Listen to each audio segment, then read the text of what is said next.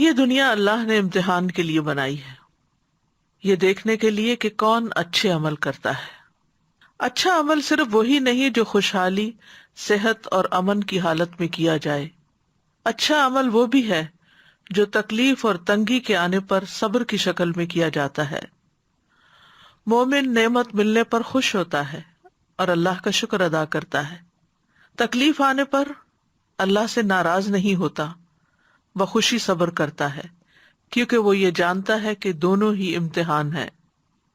وہ جانتا ہے کہ اس کا رب اپنے بندوں پر ظلم کرنے والا نہیں، اور یوں بھی کبھی آسانی تکلیف کے ساتھ ہی آتی ہے۔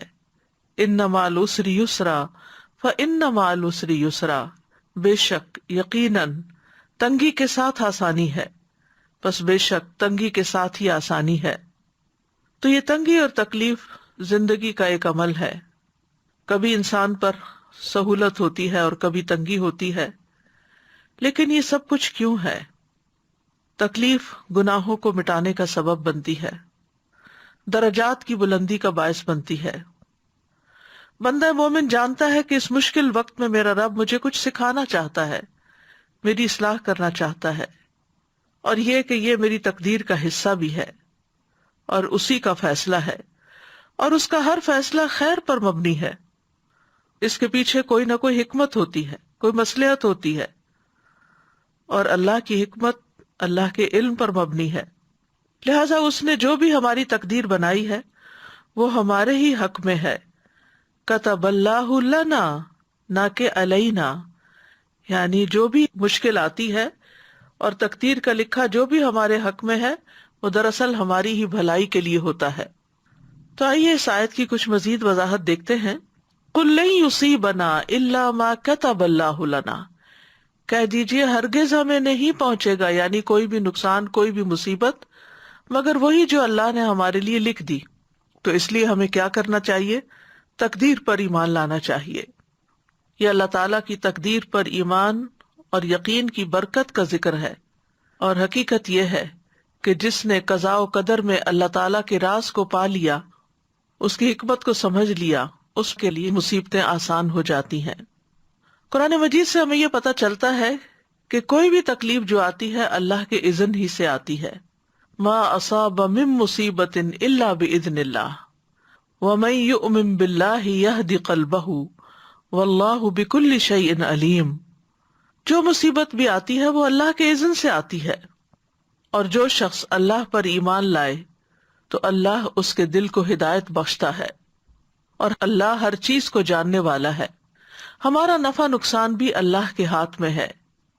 سورۃ یونس میں اللہ تعالیٰ فرماتے ہیں وَإِن يَمْسَسْكَ اللَّهُ بِضُرٍّ فَلَا كَاشِفَ لَهُ إِلَّا هُوَ وَإِن يُرِدْكَ بِخَيْرٍ فَلَا رَادَّ لِفَضْلِهِ يُصِيبُ بِهِ مَن يَشَاءُ مِنْ عِبَادِهِ وَهُوَ الْغَفُورُ الرَّحِيمُ۔ اور اگر اللہ تمہیں کوئی تکلیف پہنچائے تو اس کے سوا کوئی اسے دور کرنے والا نہیں، اور اگر وہ تمہارے ساتھ کسی بھلائی کا ارادہ کر لے تو کوئی اس کے فضل کو ہٹانے والا نہیں۔ وہ اسے اپنے بندوں میں سے جس کو چاہے پہنچاتا ہے، یعنی تکلیف بھی اور فضل بھی، اور وہی بے حد بخشنے والا، نہایت رحم کرنے والا ہے۔ اسی طرح سورۃ الاعراف میں آتا ہے کہ اللہ کے سوا کوئی بھی نفع نقصان کا مالک نہیں۔ قل لا املک لنفسی نفعا ولا ضرا الا ما شاء اللہ، کہہ دیجئے میں اپنی جان کے لیے نہ کسی نفع کا مالک ہوں نہ کسی نقصان کا، مگر جو اللہ چاہے، یعنی وہی مجھے پہنچے گا۔ اللہ کے سوا کسی کو بھی نفع نقصان کا مالک سمجھنا یہ سراسر حماقت ہے اور شرک کی ایک قسم ہے۔ سورۃ یونس میں اللہ تعالیٰ فرماتے ہیں وَلَا تَدْعُ مِن دُونِ اللَّهِ مَا لَا يَنفَعُكَ وَلَا يَضُرُّكَ فَإِن فَعَلْتَ فَإِنَّكَ إِذًا مِّنَ الظَّالِمِينَ، اور اللہ کو چھوڑ کر اس چیز کو مت پکارو جو نہ تمہیں نفع دے اور نہ تمہیں نقصان پہنچائے، پھر اگر تم نے ایسا کیا تو یقیناً تم اس وقت ظالموں میں سے ہوگے۔ یہ بھی یاد رکھنا چاہیے کہ پوری دنیا بھی مل کر اگر ہمیں کوئی نفع پہنچانا چاہے تو اللہ کے حکم کے بغیر ایسا نہیں کر سکتی۔ اسی طرح اگر سارے لوگ مل کر، پوری دنیا کے لوگ مل کر ہمیں کوئی نقصان دینا چاہیں تو بھی وہ نقصان نہیں دے سکتے مگر اللہ چاہے تو۔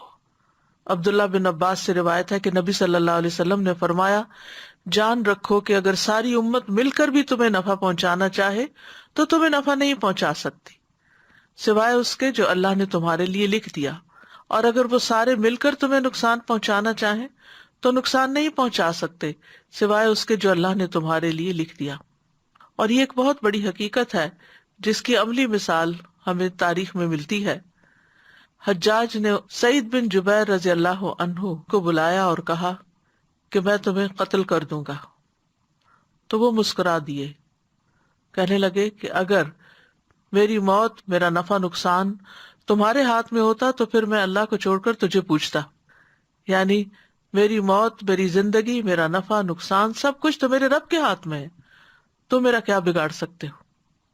تو حقیقت ہے کہ وہ ان کا کچھ بھی نہ بگاڑ سکا۔ اسی طرح آپ دیکھیے کہ ابراہیم علیہ السلام کو آگ میں پھینکا گیا تھا، لیکن آگ اللہ کے حکم سے ٹھنڈی ہو گئی، سلامتی والی ہو گئی، اور آگ نے ان کا کچھ بھی نہیں بگاڑا، کیونکہ آگ تو اللہ کے حکم سے جلاتی ہے، اور اگر اللہ کا اذن نہ ہو تو آگ اپنا کام نہیں کرتی، لہذا نفع نقصان تو اللہ کے ہاتھ میں ہے۔ پھر اسی طرح خالد بن ولید جو کہ 100 کے قریب جنگوں میں شریک ہو چکے تھے، ان کے جسم پر، وہ کہتے ہیں کہ میرے جسم پر ایک بالش بھر جگہ بھی ایسی نہیں کہ جہاں کسی تیر، تلوار یا نیزے کا نشان نہ ہو، اتنے زخموں کے نشان تھے، لیکن ان کو اپنے بستر پر ہی موت آئی۔ تو کہتے تھے کہ بزدلوں کو میرا پیغام پہنچا دو کہ موت سے نہ ڈریں، کیونکہ میں نے اتنی جنگوں میں حصہ لیا اور میری میدان جنگ میں شہادت نہیں ہوئی، بلکہ مجھے بستر پر ہی موت آئی۔